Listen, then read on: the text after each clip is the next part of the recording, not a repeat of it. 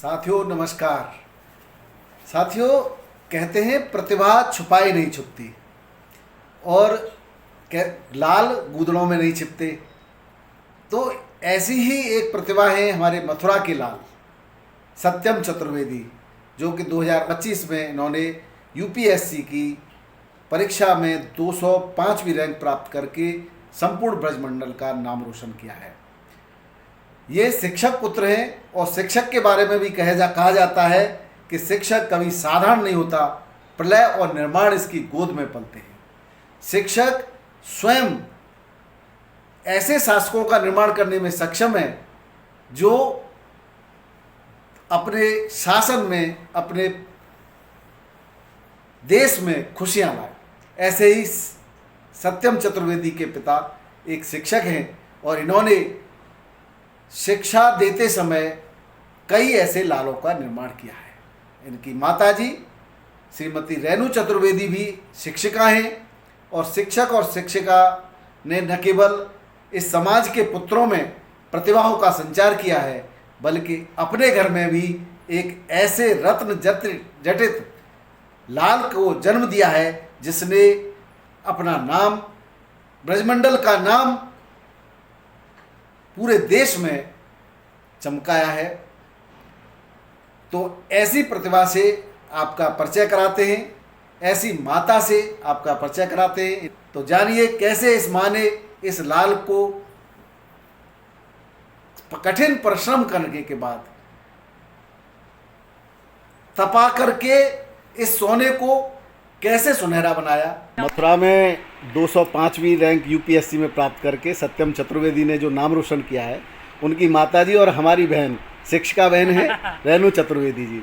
जानते हैं इन्होंने किस तरह से तैयारी की है और किस तरह से ये मुकाम हासिल करने में इनका योगदान रहा है। क्योंकि एक बच्चे को बनाने में, बच्चा तो मिट्टी की मूर्त होता है, उसको बनाने में, उस घड़े का निर्माण करने में माँ का महत्वपूर्ण हाथ होता है। तो जानते हैं बहन से कि किस तरह से इन्होंने तैयारी की सत्यम ने और किस तरह से ये मुकाम हासिल किया और इनका कैसा योगदान रहा, बताइए। धन्यवाद। पहले नमस्कार आपको। और जब भी छोटा था, मैं तो हमेशा से जॉब में रही हूँ। 99 से मेरा जॉब से स्टार्ट हुआ है, तो तब से ये बच्चे मेरे दोनों अकेले ही रहते थे। मतलब तो घर में मेड रखती थी, तो अपने पढ़ाई करते रहते थे, घूमते रहते थे। उसके 12th में आई तब इसकी समझ में आया। तब इसका ये कहना था कि मैं एक ऐसी पोस्ट पर पहुँचना चाहता हूँ जहाँ मैं अपने निर्णय खुद ले सकूँ। मतलब मैं क्या सही है क्या गलत है उस तरह से कर सकूँ। शुरू से इसकी अभिलाषा थी कि ऐसा संभव हो सकता है। तो मैंने उसको बताया संभव हो सकता है, सब पढ़ाई करके डीएम बनते हैं, ऐसा नहीं, पढ़ाई करनी पड़ती है कि हाँ पढ़ाई कर लेंगे। तो उस हिसाब से उन्होंने पढ़ाई करी। हालांकि मैं तो स्कूल में रहती थी, पूरा आधा टाइम स्कूल में निकल जाता था, आधा टाइम घर में रहता था। लेकिन बच्चे ईश्वर की कृपा से कहिए या बड़े बुजुर्गों की कृपा से कहिए या उनके संस्कार कहिए, बाबा दादी के संस्कार कहिए, बच्चे हमेशा सही पथ पर चलते रहे, रेगुलर से अपने पढ़ाई करते रहे और आज ये मुकाम उन्होंने हासिल कर लिया। ठीक है। पढ़ाई के कितने घंटे इनकी पढ़ाई होती थी और आपका? पढ़ाई इनकी 6 से 7 घंटे होती थी। जब अब आजकल पोस्टिंग इनकी दिल्ली में है, दिल्ली से घर जब आते थे तो पूरी रात पढ़ते थे। सुबह जब मेरा स्कूल जाने का समय होता था, मैं कहती थी नाश्ता कर लो, तो इनका सोने का समय होता था। तब मैं स्कूल चली आती थी, तो लौट के आती, सोते मिलते थे, तब मैं जगाती थी, तब खाना देती थी। देखिए, इस मुकाम में हासिल करने में काफ़ी परेशानी आती है। आपने भी रात को जग के इनको जो है लगता था कि भाई सो जाओ, देखो स्वास्थ्य में खराब प्रभाव पड़ेगा, मम्मी आप सो जाओ, मम्मी आपको सुबह स्कूल जाना है, आप सो जाओ, मैं कर लूँगा, मैं मैनेज कर लूँगा। अब भी अकेला दिल्ली में रह रहा है, अकेले घर में 3 महीने अकेले लगातार 3 महीने बिल्कुल अकेला रहा। फ़ोन उसने दूर कर दिया था, हम लोगों से संपर्क तोड़ दिया था एकदम। और मुझसे कहते थे मम्मी आप तो मेरे पास बिल्कुल भी नहीं आना, मुझे पढ़ाई करने दो, अपने आराम से पढ़ाई करते रहे। हम कहते थे खाना ढंग से नहीं मिल रहा, मेड ढंग से खाना नहीं बना रही, मैं आ जाऊँ क्या, कि नहीं सब हो रहा है, सब ठीक हो रहा है। और पढ़ाई भी जब ये करता था तो ऐसे वातावरण बैठ के करता था, केवल पंखा चल रहा है, खूब पसीना आ रहा है, टेबल कुर्सी लेके कमरा बंद करके। हम कहते थे एसी वैसी चला लो, कुछ करके, नहीं मम्मी मुझे ऐसे वातावरण बैठ के परीक्षा देनी है जहाँ मुझे लगे हमें कुछ कर सकूँ, और क्योंकि मुझे एग्जाम ऐसे माहौल में देना है। तो पूरी प्रैक्टिस बिल्कुल उसी तरह की प्रैक्टिस बड़े मुकाम के लिए बड़ी तपस्या है और आपने भी बहुत तपस्या की। एक बार पुनः आपको बहुत बहुत बधाई। आपको भी बहुत बहुत धन्यवाद। आप सब धन्यवाद, बधाई। ये क्या कहती हैं अपने लाल के बारे में, और सत्यम चतुर्वेदी से जानेंगे उनकी सफलता का राज और शिक्षकों के प्रति ब्यूरोक्रेसी के अंदर जो नकारात्मक रवैया है उस पर इनके क्या विचार हैं, और आने वाले समय में कृषि प्रधान देश भारतवर्ष में जो किसानों की दुर्दशा हो रही है उसको ये किस नज़रिए से देखते हैं और उसमें इनके क्या प्रयास रहेंगे। तो आज हम सत्यम चतुर्वेदी के घर इनके स्वागत करने के लिए, इनके सम्मान में हम पूरी टीम के साथ पहुँचे। इनका स्वागत, सम्मान, सत्कार किया गया।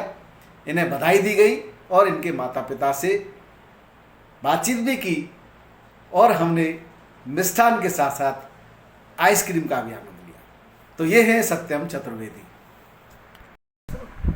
नमस्कार साथियों, युवा में जोश भरने के लिए आज हमारे शिक्षक साथी हैं और हमारी शिक्षिका बहन है। उनके पुत्र सत्यम चतुर्वेदी ने मथुरा के अंदर एक नया मुकाम हासिल किया है।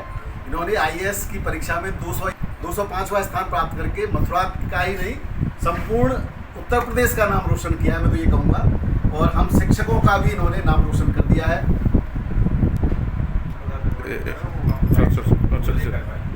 आज जानते हैं इन्होंने किस तरह से मेहनत की है, किस तरह से इनका जुनून रहा है आईएएस के प्रति।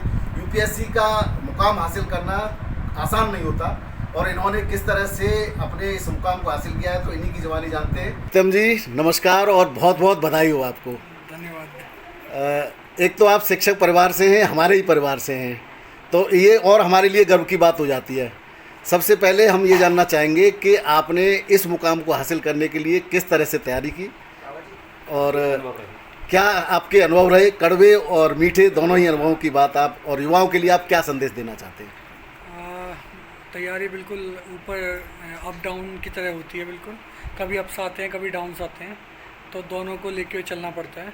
कभी कठिनाइयाँ आती हैं तो उनको पार करके आपको अपनी हिम्मत बांधे रखनी है और तभी आप सफलता हासिल कर पाएंगे। ये मेरा लास्ट अटैम्प्ट था, तो इसके पहले प्रीलिम्स क्लियर नहीं हो रहे थे मेरे, तो इस बार मैंने स्ट्रेटजी अपनी बदली और प्रीलिम्स क्लियर किया, फिर मेंस क्लियर किया, इंटरव्यू सब कुछ क्लियर करके अब मेरा सिलेक्शन हुआ है। जो लोग यूपीएससी क्वालिफाई करते हैं उनमें ये कहा जाता है, उनके माता पिता जैसे कि हम और भी लोगों से मिले हैं, हमारे भी परिवार में हैं, आज से उनको ये कहना पड़ता है कि भाई बेटा पढ़ाई बंद कर दे। क्या ये सही है? माँ बाप एक्चुअली सोचते हैं कि उनके लिए स्वास्थ्य और हमारी जो चिंता होती है वो सर्वोपरि होती है जी। तो वो पढ़ाई उनके लिए सेकेंडरी है। एक टीचर के रूप में बोलते हैं घर वाले, क्योंकि मेरे मम्मी पापा दोनों टीचर थे, तो बोलते तो थे ही पढ़ने के लिए, लेकिन इतना नहीं बोलते थे। एक टाइम के बाद उन्हें लग गया कि मैं खुद ही पढ़ लेता हूँ, तो वो फिर वहाँ से शिफ्ट होकर बोलने लगे कि अपने स्वास्थ्य पर ध्यान दो, जल्दी सोया करो, जल्दी उठा करो, पढ़ाई तो होती रहेगी, पढ़ाई करो, क्योंकि उन्हें पता था मैं पढ़ाई तो कर ही रहा हूँ, तो वो दूसरे फिर पहलू पे ध्यान देने लगते हैं। जैसा कि अभी हमें पता चला है कि आप पहले से ही पीसीएस हैं। कौन से बैच में आपने क्वालिफाई किया है? मैं 2021 के आप पीसीएस बैच के हैं। अभी किस पद पे थे? अभी मैं फाइनेंशियल अकाउंट ऑफिसर थे। तो वहाँ आपको जो कुछ लोग तो होते हैं कि भाई छोटा सा मुकाम हासिल कर लिया तो मंजिल समझ करके रुक जाते हैं, आपने यहीं नहीं रुके। आपके मन में क्या जुनून था और किस तरह से आपने इस मुकाम तक अपनी पदयात्रा या अपनी यात्रा को जारी रखा, उसके बारे में कुछ अनुभव साझा करेंगे?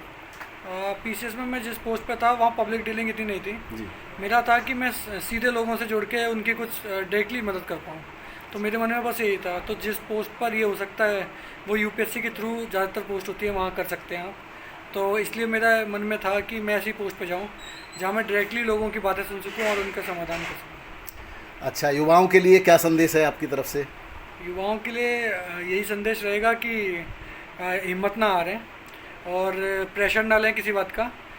अगर आपको अपने ऊपर भरोसा है तो आप कर लेंगे। बहुत बढ़िया। अच्छा, एक बात और मैं कहना चाहूँगा, क्योंकि आप हमारे परिवार से, शिक्षक परिवार से, आजकल हमने जो अधिकारी हैं उनकी ब्यूरोक्रेसी है उसमें एक मानसिकता देखी है, वो शिक्षकों के प्रति उनका रवैया ठीक नहीं लगता। सम्मानजनक जिस तरह से सम्मान पहले होता था शिक्षकों को, आज वो सम्मान कहीं दिखाई नहीं देता। उस संदर्भ में आपके क्या काम होंगे और क्या हमें आप भरोसा दिलाएंगे? क्योंकि मैं इस फील्ड में नहीं रहा हूँ तो मुझे इस बारे में जानकारी नहीं है, लेकिन हाँ ऑब्वियसली अगर शिक्षक तो पहला कदम होता है किसी भी छात्र का, किसी भी सीढ़ी का, तो शिक्षक की सम्मान समाज में बहुत ज़रूरी है और शिक्षक मेहनत भी करता है। और प्राइमरी टीचर्स तो ऐसे बच्चों को पढ़ाते हैं जो बिल्कुल ज़ीरो ज़मीन से आए हुए होते हैं, तो उनका योगदान एक बहुत बड़ा है समाज में। तो मुझे लगता है उनकी हमेशा सम्मान करना चाहिए, उनकी समस्याओं को हल करना चाहिए ब्यूरोक्रेसी को, और बस ये मेरे हाथ में होगा कुछ तो मैं ज़रूर करूँगा। बहुत बहुत धन्यवाद और बहुत बहुत आपको एक बार पुनः हम सभी शिक्षक परिवार की तरफ से बहुत बहुत बधाई हो, और आशा करते हैं आप न केवल युवाओं के लिए बल्कि शिक्षकों के साथ साथ हमारे जो देश की रीढ़ की हड्डी है किसान, उनके लिए भी आप बढ़िया अच्छा काम करेंगे। बिल्कुल बिल्कुल। धन्यवाद। Thank you.